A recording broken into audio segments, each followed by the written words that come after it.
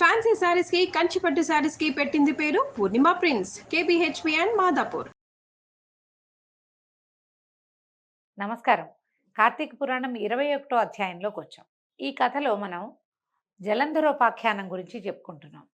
తులసి చెట్టు ఎట్లా ఉత్పత్తి అయింది, ఏ రకంగా వచ్చింది, ఎట్లా తులసి హరిప్రియగా మారింది అనే విషయాన్ని నారద మహాముని పృథు చక్రవర్తికి చెప్తున్నారు.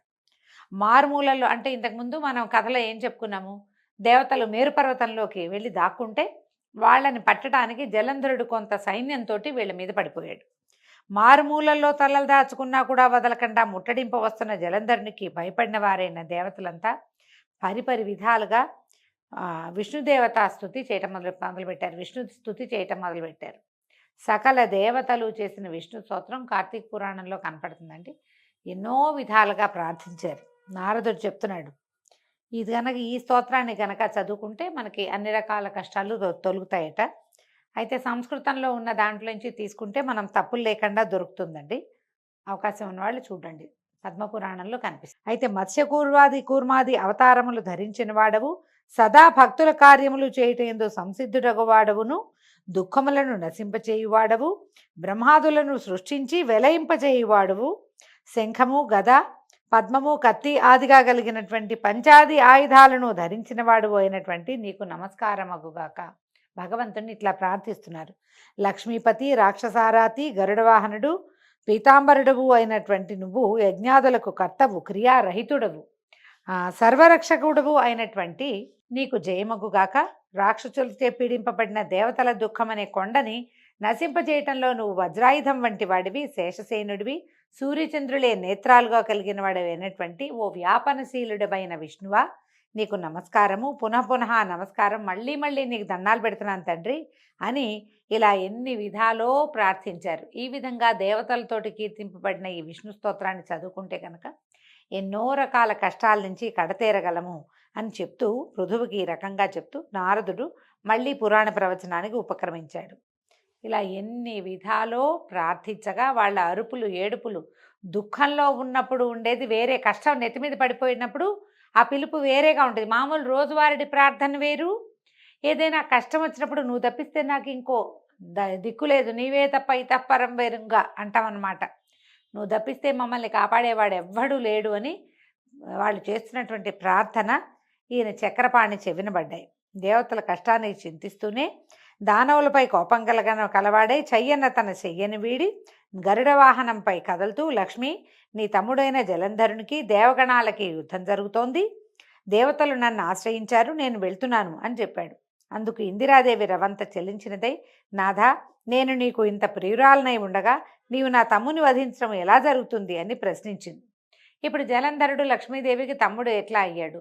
క్షీరసాగర మథనంలో పుట్టినది లక్ష్మీదేవి, సాగర సంగమంలో జన్మించిన వాడు జలంధరుడు. ఈ విధంగా చంద్రుడితో పాటు మన జలంధరుడు కూడా లక్ష్మీదేవికి సోదరుడే, ఆమె తండ్రి అందే పుట్టాడు కాబట్టి ఇంకా తమ్ముడని చెప్తున్నారనమాట. అప్పుడు రమాధవుడు నవ్వి, నిజమే దేవి, నాకు నీ మీద ఉన్న ప్రేమ చేత, బ్రహ్మ నుండి అతను పొందిన వరాల చేత, శివాంశ సంభూతుడు కావటం వల్ల కూడా జలంధరుడు నేను చంపదగిన వాడు కాదు అని మాత్రం చెప్పి సర్వాయుధ సమీకృతుడై గరుడవాహనారూఢుడై అతి త్వరితంగా యుద్ధ భూమికి చేరిపోయాడు. మహాబలి అయిన గరుడుని రెక్కల విసురులకు పుట్టిన గాలి వలన రాక్షస సేనలు మేఘశకలాల వలె చెల్లాచెదరై నేల కూలిపోసాగాయి.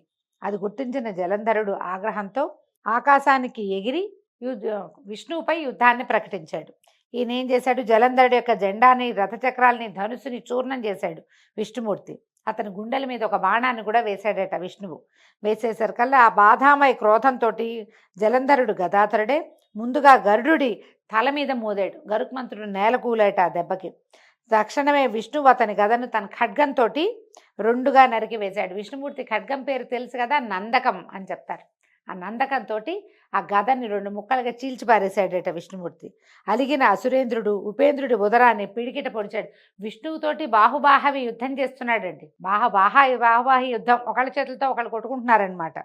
అక్కడితోటి జలసాయికి జలంధరుడికి బాహుయుద్ధం ప్రారంభమైంది. ఆ భుజాస్ఫాలనలకు, ముష్టిఘాతాలకు, జానువుల తాకిళ్లకి భూమి మొత్తం ధ్వనిమయం అయిపోవటం మొదలుపెట్టింది. భయావహమైన ఆ మనోహర కలహంలో జలంధరుని బలపరాక్రమాలకు సంతుష్టుడైనటువంటి విష్ణుమూర్తి, ఆహా ఎంత బలశాలివి నువ్వు, నీ పరాక్రమం నన్ను ముగ్ధుని చేసింది, ఏదైనా వరం కోరుకోమని విష్ణువు అనగానే జలంధరుడు చేతులు జోడించి, బావా రమారమణ, నీవు నా యందు నిజంగా ప్రసన్నుడవే అయితే మా అక్కగారైన లక్ష్మీదేవితోనూ నీ సమస్త వైష్ణవ గణాలతోనూ వచ్చి మా ఇంట్లో ఉండిపో అని ప్రార్థించాడు. తానిచ్చిన మాట ప్రకారం తార్క్యవాహనుడు తక్షణమే దానవ మందిరానికి తరలి వెళ్ళిపోయాడు. సమస్త దైవస్థానాల్లోనూ రాక్షసుల్ని ప్రతిష్ఠించాడు జలంధరుడు. దేవసిద్ధ గంధర్వాదులందరి వద్ద ఉన్న రత్న సముదాయాన్నంతటినీ స్వాధీనపరుచుకున్నాడు. వాళ్ళందరినీ తన పట్టణంలో పడి ఉండేటట్టుగా చేసుకుని తాను త్రిలోక ప్రభుత్వాన్ని నెరపసాగాడు. ఓ పృథు చక్రవర్తి, ఈ విధంగా జలంధరుడు లక్ష్మీనారాయణులను సాక్షాత్తు విష్ణుమూర్తిని లక్ష్మీదేవిని తన ఇంట్లో కొలువుంచుకుని భూలోకమంతటిని ఏకఛత్రాధిపత్యంగా ఏలుతుండగా విష్ణు సేవా నిమిత్తంగానే నారదుడు ఒకసారి ఆ జలంధరుని ఇంటికి వెళ్ళాడు. నారదుడు ఇట్లా చెప్తున్నాడు, నేను వెళ్ళానని చెప్తున్నాడు అనమాట. పృథురాజా, అలా తన గృహానికి వచ్చిన నన్ను జలంధరుడు చక్కటి భక్తి ప్రపత్తులతోటి శాస్త్రవిధిని సత్కరించి అనంతరము, ఓ మునిరాజా, నీవెక్కడి నుంచి విచ్చేశావు, ఏ ఏ లోకాలు దర్శించావు, నువ్వు వచ్చిన పని ఏమిటో చెప్తే తప్పక దాన్ని నెరవేరుస్తానని మాటిచ్చాడు. అప్పుడు నేను ఇలా అన్నాను, జలంధర, యోజన పరిమాణము పొడవు కలిగింది, అనేకానేక కల్పవృక్షాలు కామధేనువులు కలది, చింతామణుల చేత ప్రకాశవంతమైనది అయినటువంటి కైలాస శిఖరంపై పార్వతీ సమేతుడనైన పశుపతిని దర్శించాను. ఆ వైభవాలకు దిగ్భ్రాంతుడనైన నేను అంతటి సంపద గలవారు మరెవరైనా ఉంటారా అని ఆలోచిస్తే త్రిలోక చక్రవర్తిపైన నువ్వే స్ఫురించావు. నీ సిరి సంపదలు కూడా చూసి నువ్వు గొప్పవాడివో ఆ శివుడు గొప్పవాడో తేల్చుకోవాలని ఇలా వచ్చాను. అన్ని విషయాల్లోనూ మీ ఇద్దరు ధీటుగానే ఉన్నారు, కానీ ఒక శ్రీరత్నపుటు ఆధిక్యత మాత్రం నీకంటే ఆ శివుడి దగ్గరే ఉంది. శ్రీరత్నం ఉంది శివుడి దగ్గర అని చెప్తున్నాడు. ఈ అప్సరసలు నాగకన్నులు మొదలైన దేవకాంతలు ఎందరైనా ఉందురుగాక, వాళ్ళంతా ఏకమైనా సరే ఆ ఏణాంకధారికి ప్రాణాంకస్థిత అయిన పార్వతీదేవి ముందు ఎవ్వరూ కొరగారు. ఏణాంకధారి అంటే ఏణాంకాన్ని లేడిని పట్టుకుంటాడు శివుడు, ఏణము అంటారు దాన్ని పట్టుకున్నటువంటి ఆయనకి ప్రాణాంకస్థిత, ఆయన తొడ మీదే కూర్చుని అట్లా సగంలో ఉంటుంది పార్వతీదేవి, ఆమెతోటి సమానం కారు. కళ్యాణాత్ పూర్వం వీతరాగైనటువంటి విషమాంబకుడు సైతము ఏ విద్యుల్లతా సౌందర్యమనే అరణ్యంలో భ్రామితుడై చేపవిలే కొట్టుమిట్టాడాడో అటువంటి ఈ అద్రినందనకు ఇక ఏ చానా ఈడు కాలేదు. అంటే అంతకుముందు తపస్సు చేశాడు పరమేశ్వరుడు, అంతకాలం తపస్సులో ఉండి కూడా ఈ లేత పరువాలంలో ఉన్నటువంటి పార్వతీదేవిని చూడగానే మన్మథవశానికి లోనై ఆమెను వివాహం చేసుకున్నాడు. ఆ విషయాన్ని కుమార సంభవ పూర్వగాథని ఇక్కడ చెప్తున్నాడు అనమాట. ఆవిడ సామాన్యమైన సౌందర్యం కాదు పార్వతీదేవిది, అద్రినందన అంటున్నాడు. అందుకని పార్వతీదేవి ప్రస్తావనే చేస్తున్నాడు అనమాట. ఇక పార్వతీదేవినే నిత్యం పరిశీలిస్తూ బ్రహ్మదేవుడు ఆమె అందానికి సాటి తేవాలనే నిశ్చయంతో బ్రహ్మదేవుడు అప్సరాగణాన్ని సృష్టించాడు. కానీ ఆ అప్సరసలందరూ ఏకమైనా సరే ఆ అమ్మవారి కాలి గోటికి కూడా సరిపోరు. వాళ్ళంతా కలిపి ఒక ముద్ద చేసిన పార్వతీదేవి కాలిగోటికి కూడా సరిపోరు. నీకెన్ని సంపదలు ఉన్నా కూడా అటువంటి సాధ్వీమణి లేకపోవటం వల్ల ఐశ్వర్యవంతుల్లో నువ్వు శివుడి తర్వాతే కానీ ప్రథముడు అయితే కావు. ఈయన ఏం చేస్తున్నాడండి సర్కాస్టిక్గా, అంటే ఏమంటారు, ఇట్లా ఒక నిమిత్తం చెప్తూ ఇతన్ని రెచ్చగొడుతున్నాడు అనమాట. శివుడు నీకంటే అధికుడు అన్నమాట అతనికి ఎక్కించటానికి పూనుకున్నాడు. ఈ ఉపర్యుక్త విధంగా జలంధరంతో ఉటంకించి నా దారిని నేను వచ్చేశాను. అనంతరము పార్వతీ సౌందర్య ప్రలోభుడైన జలంధరుడు మన్మథ జరగ్రస్తుడయ్యాడు. కాముకులకి యుక్తాయుక్త విచక్షణలు ఉండవు కదా. అందువల్ల విష్ణుమాయామోహితుడైన జలంధరుడు సింహికానందనుడైన రాహు అనే వాణ్ణి చంద్రశేఖరుడి దగ్గరికి దూతగా పంపించాడు. ఇది చూడండి వింత. రావణాసురుడి గాథలో కూడా మనం ఇట్లాగే విష్ణుమాయామోహితుడైన రావణుడు అమ్మవారినే తనతోటి పంపించమని కోరుకున్నాడు. తర్వాత ఆ మాయలోంచి బయటపడి ఆమెను మళ్ళీ ఆయనకు అప్పచెప్పి అప్పుడు అతను ఏం చేశాడు, ఆత్మశైలింగాన్ని కోరుకున్నాడని మనం కథ వింటాం. ఇక్కడ కూడా జలంధరుణ్ణి విష్ణు తనంతట తనే ఎక్కడో ఉన్న విష్ణుమూర్తిని తెచ్చి తన ఇంట్లో పెట్టుకున్నాడు జలంధరుడు.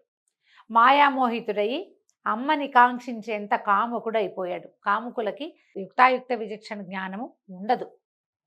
పరమేశ్వరుడెవరు, పార్వతి ఎవరు, నేనెవరిని, ఇలాంటి ఏ జ్ఞానము లేక సాక్షాత్ పరమేశ్వరినే కోరుకోవటం మొదలుపెట్టాడు. ఏం చేశాడు, సింహికానందన్ నేను రాహు అనేవాడిని పంపించాడు దూతగా. పంపించి శుక్లపక్షపు చంద్రునిలా తెల్లగా మెరిసిపోతుండే కైలాస పర్వతాలన్నీ తన యొక్క కారు నలుపు దేహకాంతులు సోకి నల్లబడుతూ ఉండగా రాహువు కైలాసాన్ని చేరి తన రాకను నందీశ్వరుని ద్వారా పరమేశ్వరుడికి కబురు పెట్టాడు. ఏం పని మీద వచ్చావు అని పరమేశ్వరుడట కనుబొమ్మ కదిలించాడట. మాట ఏం లేదు, ఇలా అన్నాడనమాట. కనుబొమ్మ కదిలించి ప్రశ్నించాడు. ప్రశ్నిస్తే రాహు ఇట్లా చెప్పేట, ఓ కైలాసవాస, ఆకాశంలోని దేవతలందరి చేత పాతాళంలోని ఫణుల చేత కూడా సేవింపబడుతున్నవాడు, భూలోకానికి సాక్షాత్తు ప్రభువు, ముల్లోకాలకు ఏకనాయకుడు అయిన మా రాజు అయిన జలంధరుడు ఇట్లా ఆజ్ఞాపించాడు. హే వృషధ్వజ, వల్లకాటిలో నివసించేవాడివి, ఎముకల పోగులను ధరించేవాడివి, దిగంబరివి అయిన నీకు హిమవంతుని కూతురు, అతిలోక సౌందర్యవతి అయినటువంటి పార్వతి భార్యగా పనికిరాదు. ప్రపంచంలోని అన్ని రకాల రత్నాలకు నేను రాజునై ఉన్నాను కాబట్టి స్త్రీరత్నమైన ఆ పార్వతిని కూడా నాకు సమర్పించు. ఆమెకు భర్తనయ్యేందుకు నేనే అర్హుడిని కానీ నువ్వెంత మాత్రము తగవు. ఈ రకంగా ఆయన ఏం చెప్పాడో ఆ వాక్యాలు ఈ రాహు ఇట్లా చెప్తూనే ఉండగానే ఈశ్వరుడి కనుబొమల వలన రౌద్రాకారుడైన పురుషుడు ఒకడు వేగవంతమైన పిడుగుతోటి సమానమైన ధ్వని కలవాడు ఆవిర్భవించాడు. ఆయన బొమ్మ ముడుచుకుందట. ఏమిటి ఇదేని? ఆ ముడిచిన కనుబొమలలోంచి ఒకడు పుట్టాడు. రౌద్రాకారుడైన వాడు ఒకడు బయటపడ్డాడు. పడుతూనేవాడు ఏం చేశాడు, ఆ పౌరుషమూర్తి ఏం చేశాడట, రాహు మీదకి లంఘించబోయాడు. రాహు భయపడి పారిపోబోయాడు. కానీ ఆ రౌద్రమూర్తి అనతి దూరంలోనే రాహువుని పట్టుని మింగబోయాడు. రాహుని పట్టుకు మింగేస్తున్నాడు. మింగుతుంటే రాహువు దూత అయిన కారణంగా వధించటం తగదని రుద్రుడు వారించటంతో ఆ పౌరుషమూర్తి తన ప్రయత్నాన్ని విరమించుకున్నవాడై శివాభిముఖుడై ఇలా అన్నాడు, పరమేశ్వర, నాకు అసలే ఆకలి దప్పులు ఎక్కువ, వీడిని తినద్దంటున్నావు కాబట్టి నాకు తగిన ఆహార పానీయాలు ఏవో నాకు సెలవు, మరి ఆహారం కావాలి కదా పుట్టిన వాడికి, సెలవివ్వమంటే హరుడు అతన్ని చూసి నీ మాంసాన్ని నువ్వు ఆరగించమని చెప్పాడట. శివాజ్ఞాబద్ధుడైన ఆ పురుషుడు తన శరీరంలోని శిరస్సుని తప్ప అన్ని భాగాల మాంసాన్ని తినేశాడు. శిరస్సు ఒక్కటే మిగిలిన ఆ మహాపురుషుని పట్ల కృపాళుడైనటువంటి నీలకంఠుడు, నీ ఈ భయంకర కృత్యానికి సంతుష్టుడనయ్యాను, ఇక నుంచి నువ్వు కీర్తిముఖ సంజ్ఞతోటి విరాజిల్లమని ఆశీర్వదించాడు.